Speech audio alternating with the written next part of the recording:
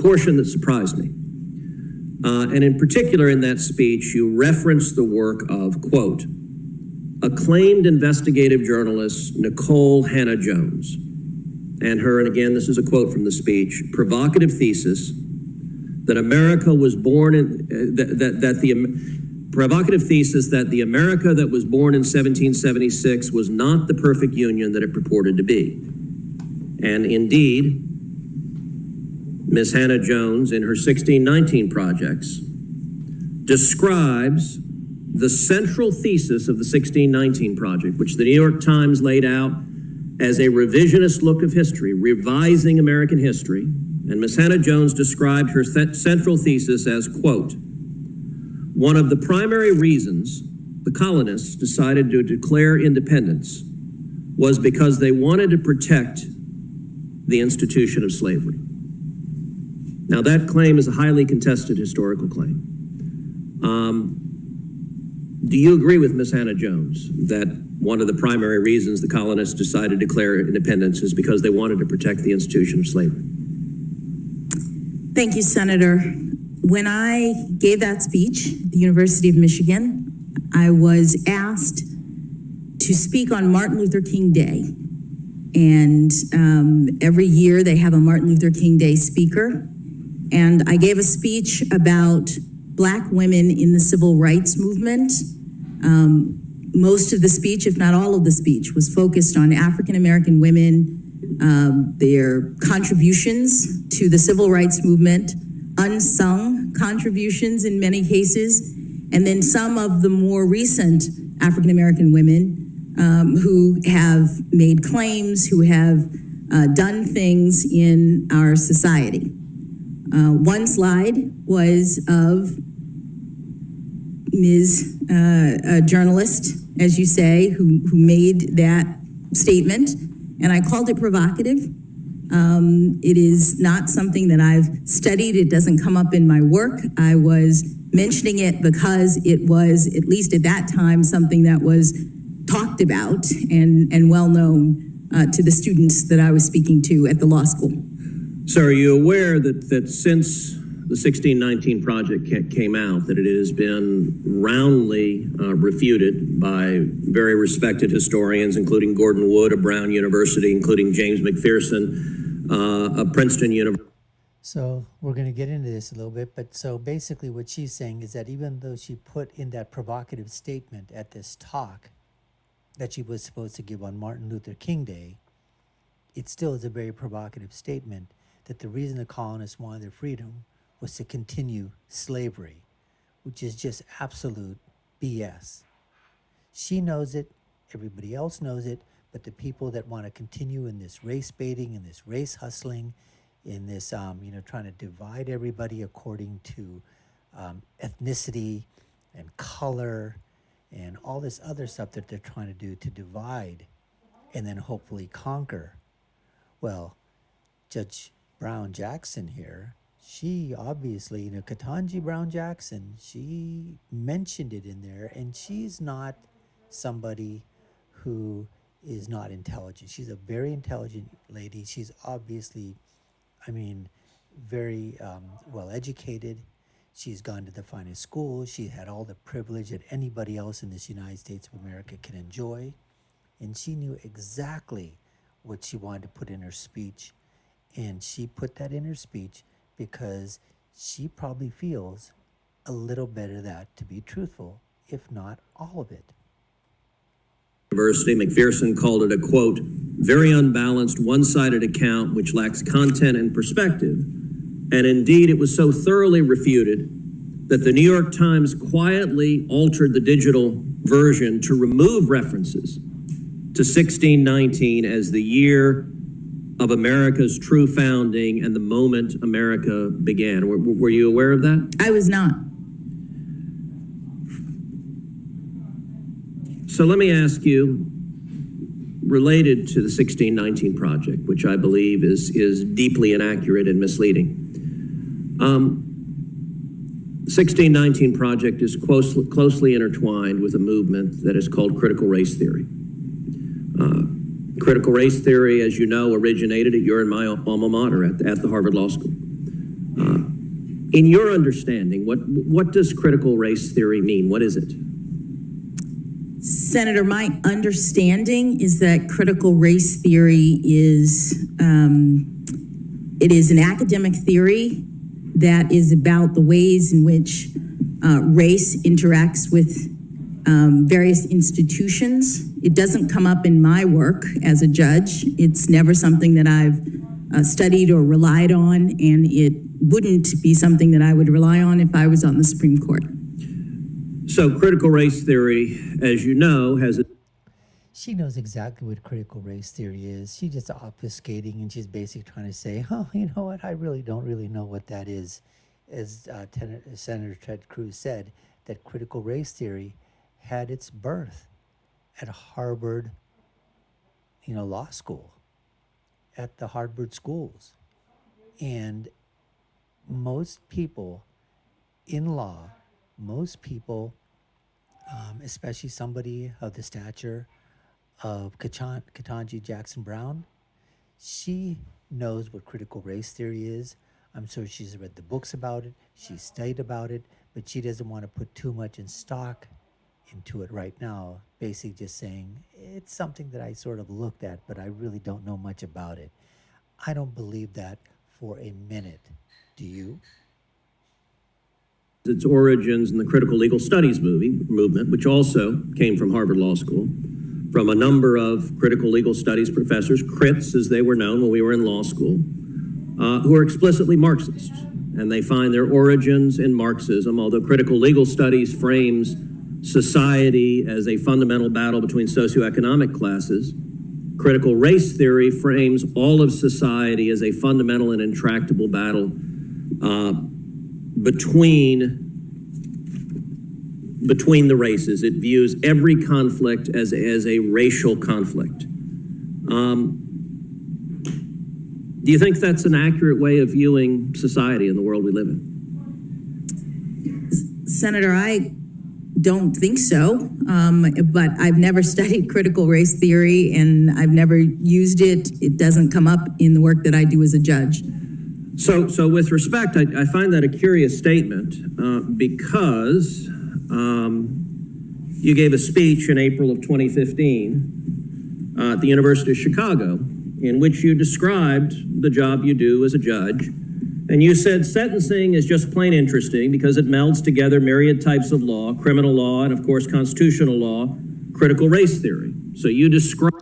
Bingo. Here we go again. She said, doesn't really come up a lot, really don't talk about it, really haven't read much about it.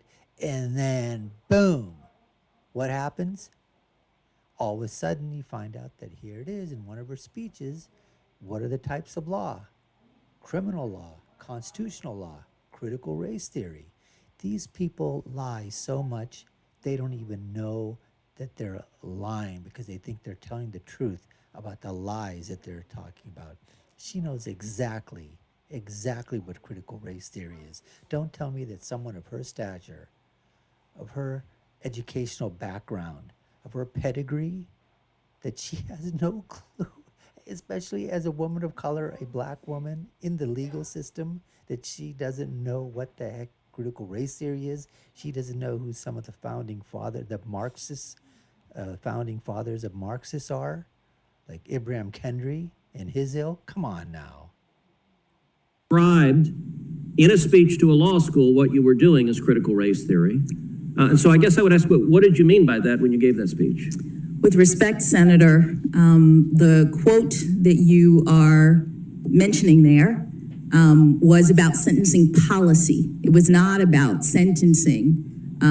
I was talking about the policy determinations of bodies like the Sentencing Commission when they look at a laundry list of various academic subjects as they consider what the policy should be. Okay, but you were vice chair of the Sentencing Commission, so let me ask again, what did you mean by, because that was an official responsibility of yours, what did you mean by what you were doing was critical race? What I meant was that there are a number of, that slide does not show the entire laundry list of different...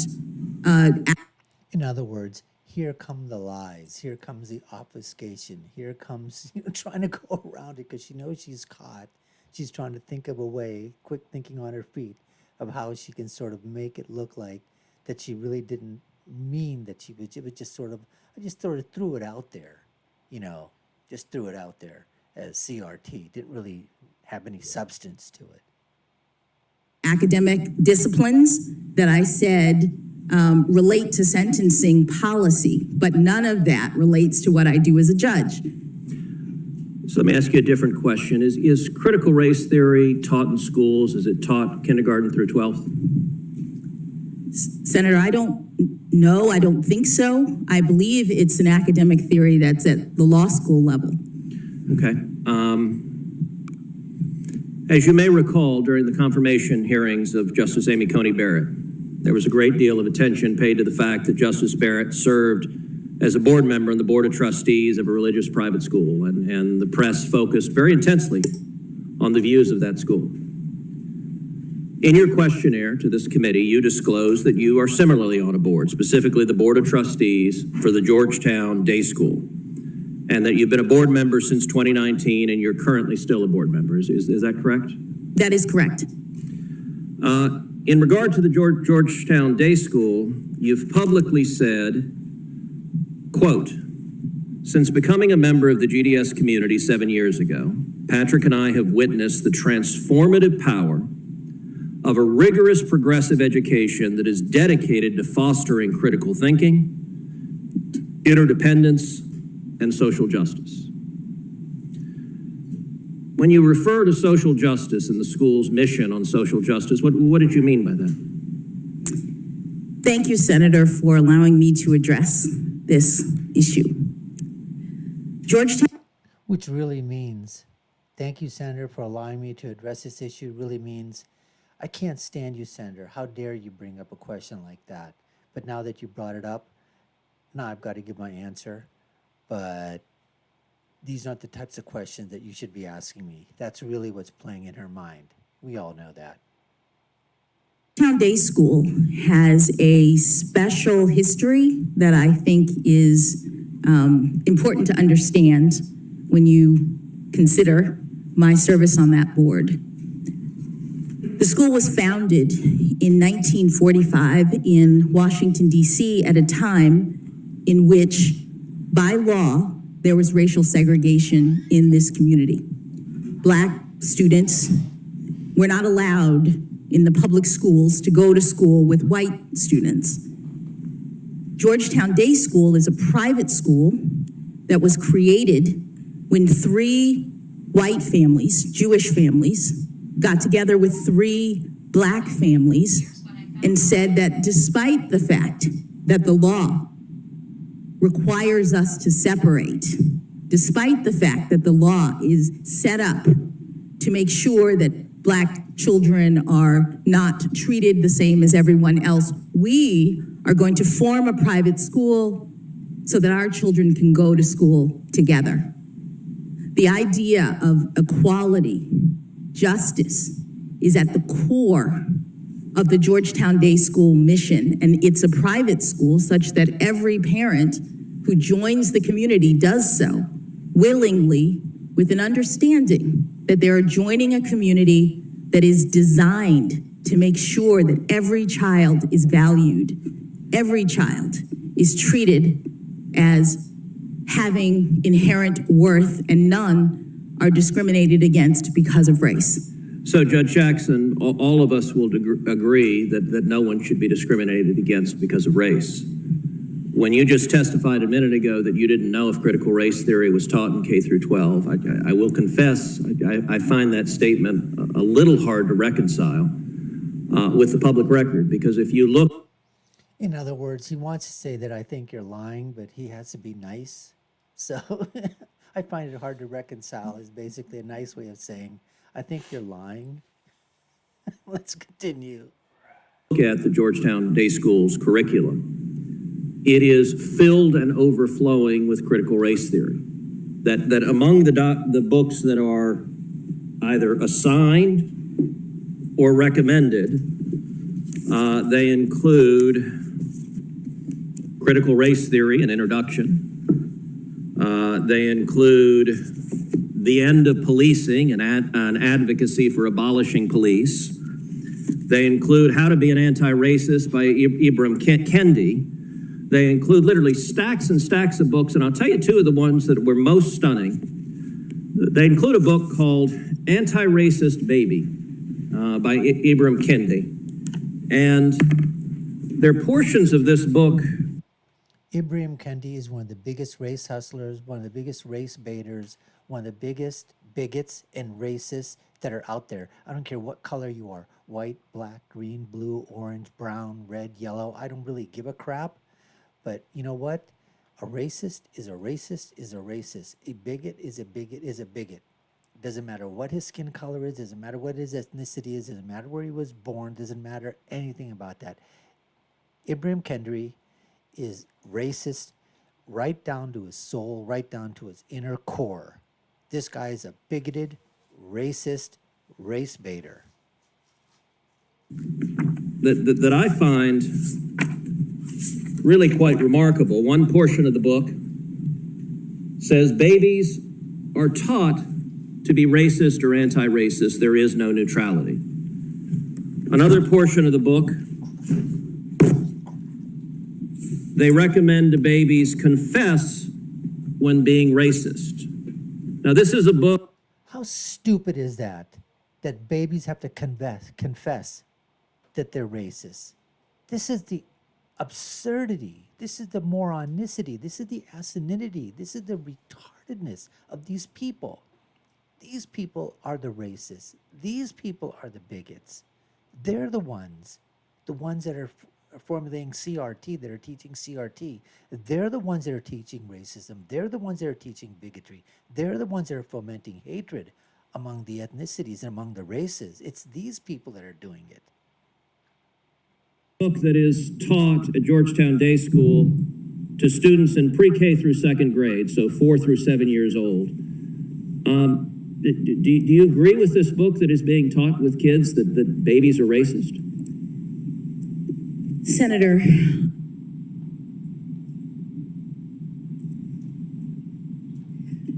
She has to think about it. Instead of just answering that babies are not racist, that what they're teaching at this school is completely wrong, she knows that she's caught right now, and she's trying to think, and that's where you can see here her eyes. Her lips are pursed. Her eyes are up here. She's trying to formulate an answer. That's what she's trying to do. She's trying to formulate an answer that's going to come off making her look good and CRT look good, and that this is all just about really nothing. I do not believe that any child should be made to feel as though they are racist or though they are not valued or though they are less than, that they are victims, that they are oppressors. I don't believe in any of that. But what I will Took some time for her to get to that. She couldn't say it right immediately. It took her about 30 or 40 seconds, and then she's finally coming around to it. say is that when you asked me whether or not this was taught in schools, critical race theory, my understanding is that critical race theory as an academic theory is taught in law schools, and to the extent that you were asking the question, I understood you to be addressing public schools. Georgetown Day School, just like the religious school that Justice Barrett was on the board of, is a private school. Okay, so you agree critical race theory is taught at Georgetown Day School? I don't know, because the board does not control the curriculum. The board does not focus on that. That's not what we do as board members, so I'm actually not sure. Well, and I'll note that the board is chaired by Professor Fairfax, your college roommate who introduced you yesterday. So the two of you serve on the board together. Another book that is on the summer reading for 3rd through 5th grade is a book called Stamped for Kids, again by Ibram Kendi. I read the entirety of the book, and I will say it is an astonishing book. On page 33, it asks the question, can we send white people back to Europe? That's on 33. That's what's being given to 8 and 9 years old. It also, on page 115, says the idea that we should pretend not to see racism is connected to the idea that we should pretend not to see color. It's called color blindness. Skipping ahead, here's what's wrong with this. It's ridiculous. Skin color is something we all absolutely see. Skipping ahead, so to pretend not to see color is pretty convenient if you don't actually want to stamp out racism in the first place. Now, what this book argues for is the exact opposite of what Dr. King spoke about on the floor of the Lincoln Memorial. And are you comfortable with these ideas being taught to children as young as 4 in respect to the first book, as young as 8 and 9 in respect to the second book? Senator, I have not reviewed any of those books, any of those ideas. They don't come up in my work as a judge, which I'm respectfully here to address. In my work as a judge, which is evidenced from my near decade on the bench. Okay, good. I am, then let's go back to your work as a judge. As was noted in the first. So, as you can see here, folks, she's obfuscating. She's saying this work doesn't come up as a judge. He just asked her a simple question. Do you think that it's right for books that basically say, can we send white people back to Europe? Or that in terms of, color blindness, that people say that they don't look at color, and this is just stupid, according to Ibrahim Kendi, because everybody looks at color, everything's about race, and every decision that is made is a racist decision if it's made against a person of color. Are these the types of things that we want to be teaching young children as early as in the elementary and middle schools? And all she had to do was basically say, no, I don't agree with that.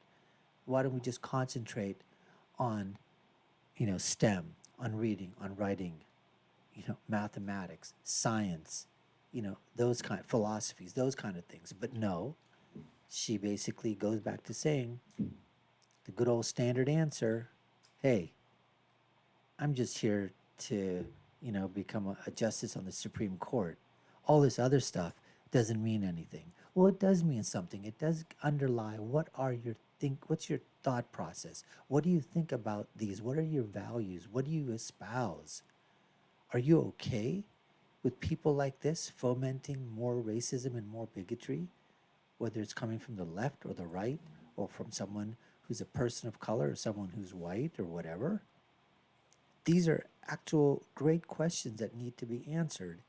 And as you saw from her answers, she is quite comfortable allowing this type of educational garbage, educational material. I mean, I question it as being educational.